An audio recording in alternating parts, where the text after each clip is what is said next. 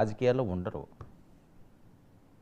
ఓడిపోతే ప్రజల్లో వాళ్ళ పరపతి తగ్గితే ఆటోమేటిక్గా పక్కన పెట్టేస్తారు. అది పెద్ద పెద్ద వాళ్ళకే దిక్కు లేదు. ఇది రాజకీయ నాయకులు తెలుసుకోవాల్సిన సత్యం. ఇప్పుడు గాలిలో ఉండకూడదు, ఊహల్లో తేలకూడదు. కళలు కనొచ్చు, అవి సార్థకం చేసుకునేలా ఉండాలి. కానీ పగట కళలు కానీ మనమే తోపులు తురుములు అనుకుంటే ఎప్పుడన్నా సరే పడక తప్పదు, ఎంత ఎత్తులో ఉన్నప్పటికీ కూడా. అదే పరిస్థితి ఈరోజు నగర్లో రోజా గారికి వచ్చింది. అని ఎందుకు వచ్చింది అంటే ఆవిడ నోరు, మహిళగా మంచి హీరోయిన్గా ఆవిడకి అందరూ కూడా గౌరవం ఇవ్వాలి, ఎవరు కాదనరు. కానీ ఆవిడ మాట్లాడే మాట, ఆవిడ తీరు సభ్య సమాజం కాస్త చిరాకు పడే విధంగా ఉంటుంది అని.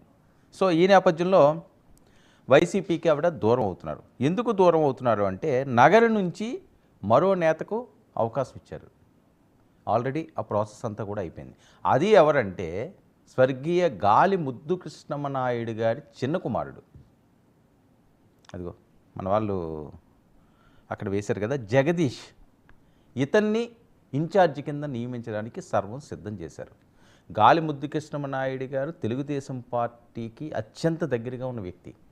ఇప్పుడు వాళ్ళ కుమారుడు కూడా భాను, ఆయన ఇప్పుడు అక్కడ ప్రాతినిధ్యం వహిస్తున్నారు. సో మరి ఈ నేపథ్యంలో ఆ కుటుంబం నుంచి వాళ్ళకి మాకు కూడా వైరం ఉంది, మీరు ఎలా తీసుకొస్తారు, ఏ రకంగా ఆయన్ని నియమిస్తారు అని చెప్పి రోజా గారు ఆవేశం. నీకు నచ్చితే ఉండమ్మా, లేకపోతే వెళ్ళిపో, నువ్వు శాసనాలు చేయకు, మాకు తెలిసి ఏం చేయాలో అని చెప్పి జగన్మోహన్ రెడ్డి గారు మొహమాటం లేకుండా ముఖం మీద చెప్పేశారు అని. మరి ఈ నేపథ్యంలో మరి రోజా గారి పరిస్థితి ఏంటి?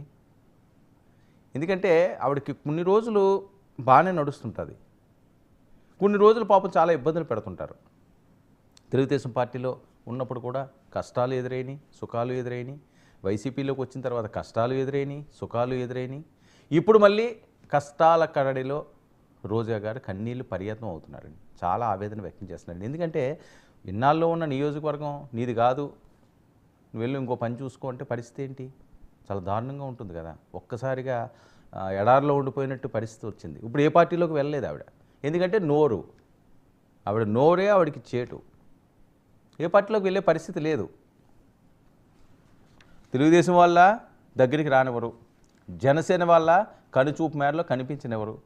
ఎందుకంటే వాళ్ళు రెగ్యులర్గా అటాక్ చేసేది, ఈవిడ అటాక్ చేసేది వాళ్ళనే కదా. పవన్ కళ్యాణ్ గారిని వదలరు, చిరంజీవి గారిని వదలరు, వాళ్ళ కుటుంబ సభ్యుల్ని అవనియండి, లేకపోతే వేరే వాళ్ళని అవనియండి, టీడీపీ చంద్రబాబు నాయుడు గారిని అవనియండి, లోకేష్ గారు అవనియండి, అందరినీ కూడా ఆవిడ అటాక్ చేస్తూనే ఉంటుంది. అందుకని రోజా సొంత నియోజకవర్గానికే పొగ పెట్టేశారు.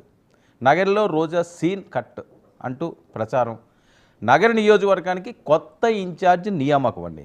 అది కూడా నేను ముందుగా చెప్పినట్టుగా మాజీ మంత్రి గాలి ముద్దు కృష్ణమనాయుడు రెండో కుమారుడిని వైసీపీ తీర్థం పుచ్చుకోవడానికి సర్వం సిద్ధం చేశారట.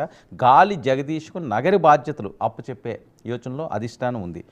రోజా నోరు వల్లే ఈ చేటు వచ్చింది, ఈ దుస్థితి వచ్చింది. దీన్ని అందరూ పరిగణనలోకి తీసుకుంటే కాస్త ఆచి తూచి నోరు అదుపులో పెట్టుకుని మాట్లాడితే మంచిది.